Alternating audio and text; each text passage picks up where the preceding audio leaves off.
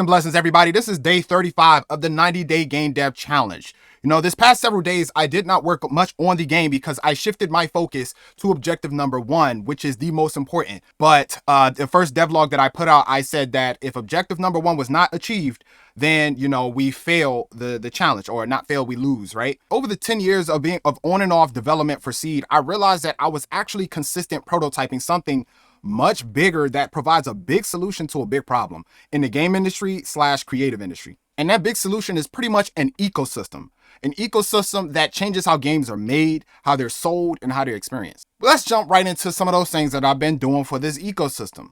So a big part of what will be in this ecosystem is housing. What the heck does housing have to do with game development? What does it have to do with games? I'm going to tell you, if you don't have somewhere to live comfortably, to be able to clear your head, go home, and have space, it's very difficult to game, and it's very difficult to create a video game if you do not have that space. So I am in works with Tiny House Community Development based in Greensboro, North Carolina. I am in talks with them right now to be able to build tiny house communities for creators, for developers, for gamers.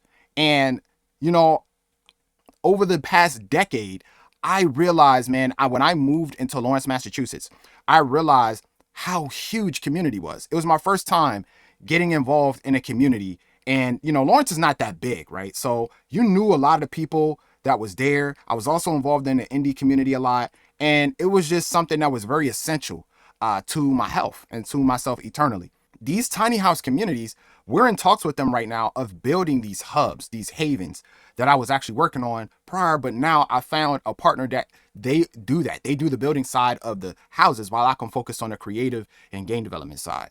So I've been in talks with Scott, the founder and CEO of this organization, of how we could build these hubs for game developers and creators and gamers.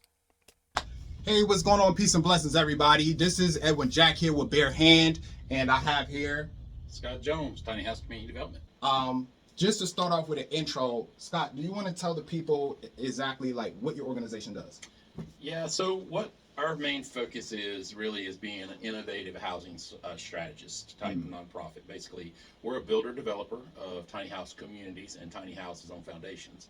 But we're trying to bring in innovation to the housing. So if you look at the traditional type of housing, you've got, you know, large, very large 2,500 square feet, 2,000 square foot homes, and big lots that take up a lot of land mass, a lot of space. Yeah. So what we wanted to do was be more eco-friendly, more to a place where people could find affordability in housing. So that's, you know, it's using the innovative part is using a small footprint, a tiny house or a very small home as we're building now with our tiny houses. It's a way to be more eco-friendly and be more responsible for our land, really, to be good stewards of the land, because that's one thing we've not been doing is we've been taking huge lots, huge houses with just a couple people living in it versus having, you know, a nice community environment. Right, absolutely. So absolutely. we're looking at that. How long have you guys been doing this? Like, how long have you been building communities, tiny houses?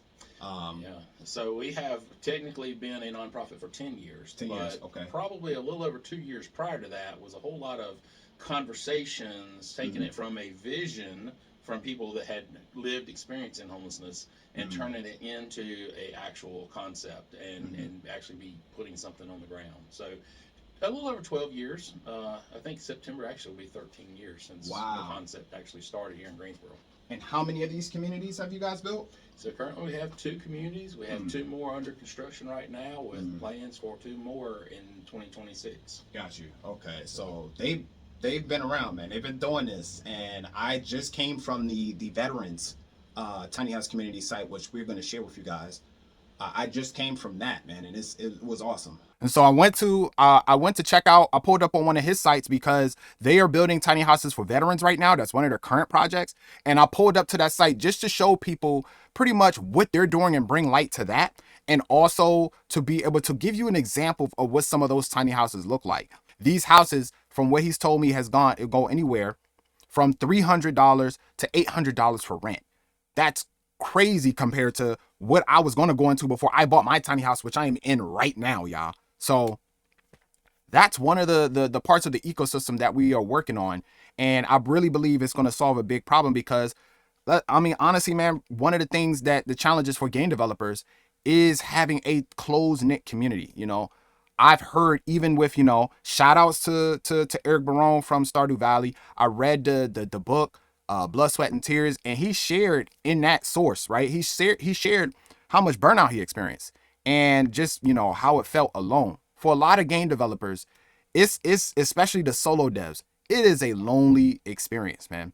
For a lot of entrepreneurs, a lot of creatives trying to start out, it's a lonely experience. So these communities would pretty much solve that problem, because you wouldn't be alone, man. You would have a close knit community, and you would have a hub area, central hub slash commercial space, which you will be able to do co-working space.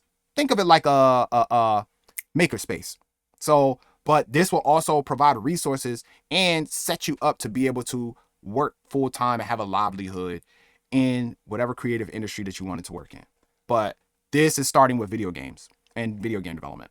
So that is what one of the big things that I was doing this week was working with these individuals, and also building that list and that squad of who's going to be part of the ecosystem, dev wise, organization wise, etc.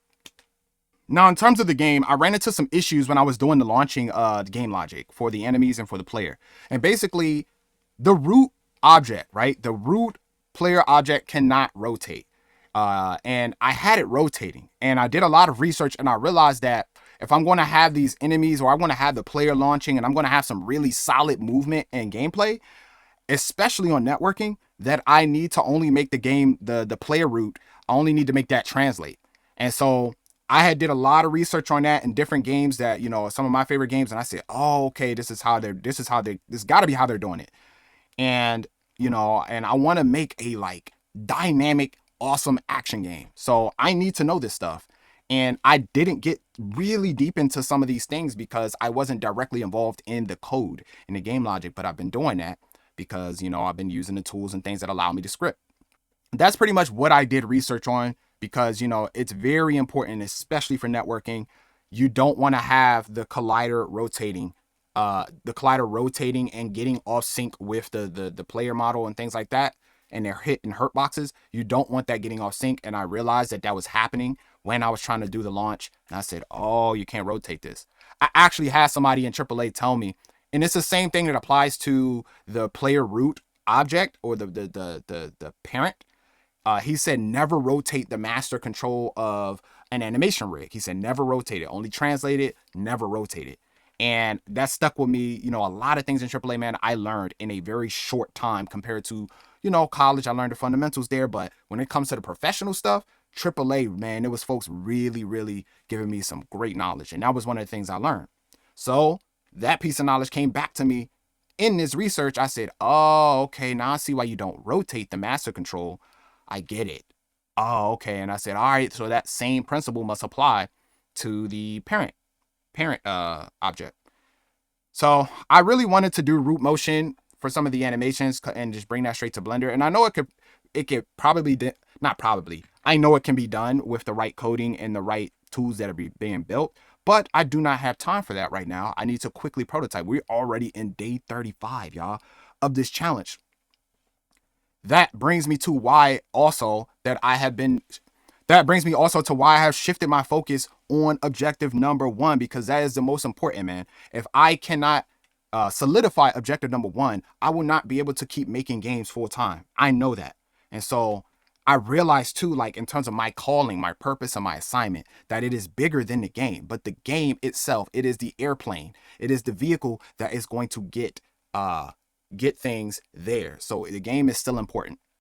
If you want to follow this journey, make sure you like, comment in a comment section. Let me know what you think about some of these things, man. There will also be a waitlist to join. I'll put that in the description when it is ready, when I get a chance, or in another video. But there will be a waitlist in terms of this ecosystem for developers, for anybody looking to get into game development, for people that want to build with us, players that say, hey man, we want to test this. Hey, we want to be a part of this part of the ecosystem. There will be ways to get involved with all of this, and we will let you all know what that looks like. And we will let you know what that all looks like when we get the moment and when we're ready. So that just about wraps it up. Y'all already know what it is. As I seek first the kingdom and the righteousness, we prevail. We are in the most high definition. Bare hand. We are out. Peace.